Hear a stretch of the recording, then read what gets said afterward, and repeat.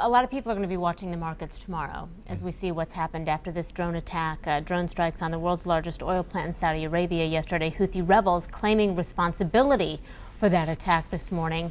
And the White House is not buying that. Secretary of State Mike Pompeo says Iran is behind the attacks. He hasn't offered any proof of that just yet.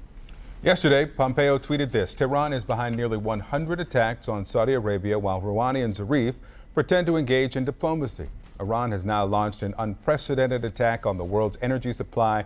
There's no evidence the attacks came from Yemen.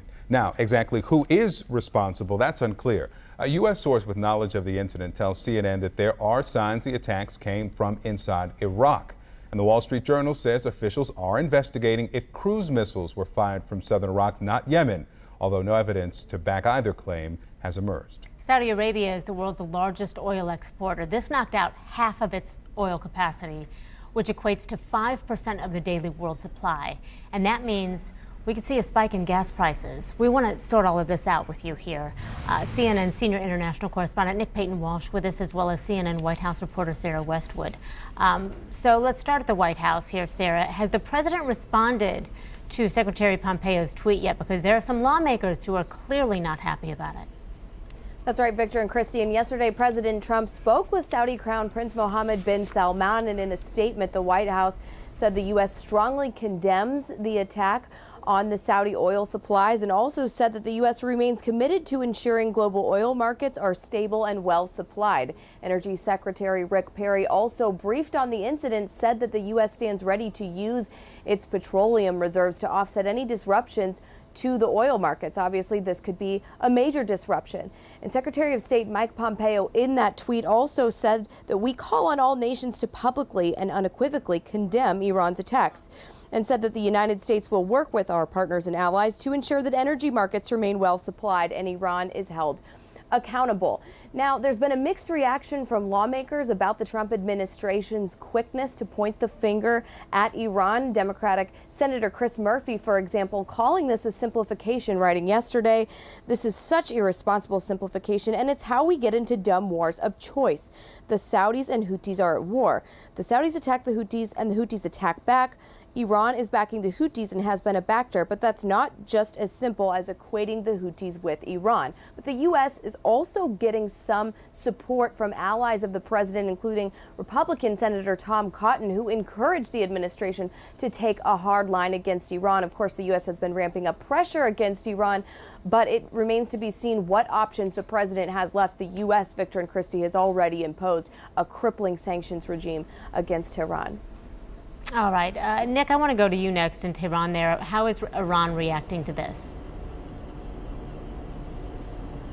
I mean, you have to bear in mind the seriousness of the allegation here, certainly levelled by Secretary of State Mike Pompeo. He's essentially saying that Iran was behind a major attack on Saudi Arabia's oil infrastructure. That could massively escalate already fraught tensions here in the region. Iran has come straight out this morning and denied it. Its senior diplomat, Mike Pompeo's counterpart, Javad Zarif, saying on Twitter, having failed at, quote, max pressure, Secretary Pompeo is turning to, quote, max deceit.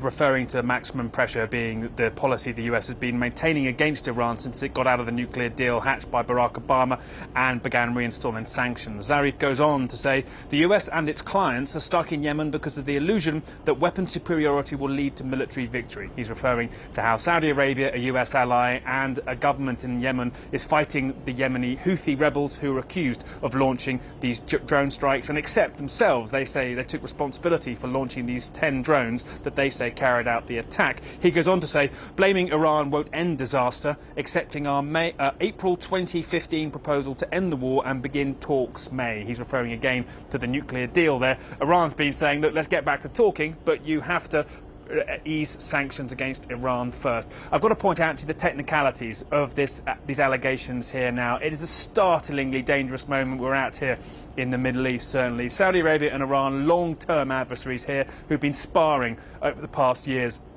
or so. The doubt really is who will be capable of carrying out attacks as sophisticated as this. Now, some say we're talking about relatively minor sophistication in terms of the drones, that the Houthi rebels in Yemen are capable of launching something like this. They've got better at technology over time and may have been able to pull something like this off, even though it requires flying through a lot of Saudi Arabia to get to these oil facilities. Others are saying, well, actually, the finger points more logically towards somewhere like southern Iraq, where Iran, even the Houthis potentially have allies and influence too. That may be where it comes from. The point is, there's no evidence for the claims at this point, and so Mike Pompeo, I think, will be under increasing pressure to back up his allegation that Iran is somehow responsible for this.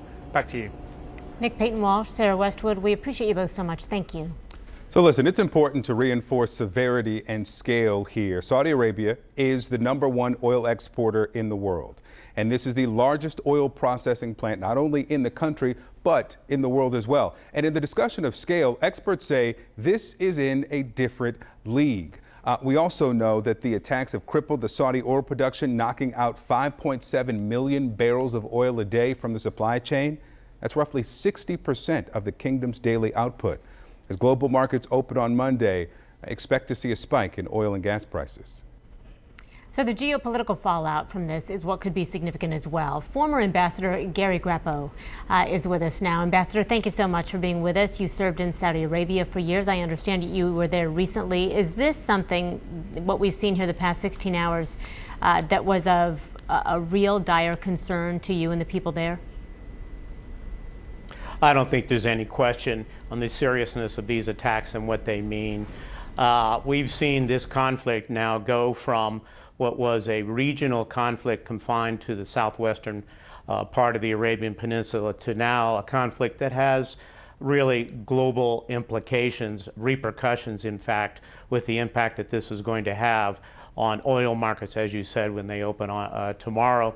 The only question now is how long are these two facilities going to be offline? The longer they are offline, the greater the impact and the greater the pressure that the global economy is going to be facing. How do you anticipate the kingdom will respond? I'm sorry, who's going to respond? How do you think Saudi Arabia, the kingdom, will respond to this? Oh, I don't think there's any question, given how they've responded to attacks on the kingdom itself in the past, that the Saudis will respond with some sort of reprisal attacks inside Yemen. It's just a question of what targets. Of course, the country has been devastated by previous airstrikes, so there's a real question as to what they could attack. It's difficult to identify where the Houthi strongholds are. But secondly, as you alluded to earlier in your report, what was the source or the launch point of these attacks? Did it come from Yemen? Was it inside Saudi Arabia, in which case the Houthis would have had collaborators inside the kingdom? Could it possibly have come from Iraq, which would add a completely new and very dangerous dimension and escalation to the conflict? So if you could sit down with President Trump, would you expect that he engage with President Rouhani on this at the UN next week? And if so, how would you advise the president? Well, if I were advising the president, I would say, look, the maximum pressure campaign that the United States has launched against Iran has had the intended economic impact, but it hasn't changed Iran's behavior. In fact, we've seen that gradually move away from the JCPOA, the nuclear agreement. Moreover, we know that it's still supporting terrorist groups, whether in Yemen, whether in Iraq or elsewhere.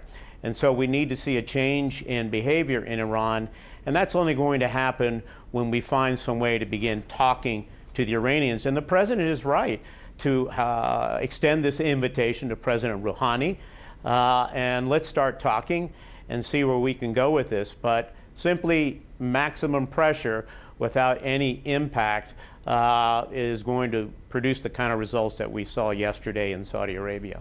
All right, Ambassador Gary Grappo, we appreciate you taking the time for us, Mr. Ambassador. Thank you. It's a pleasure.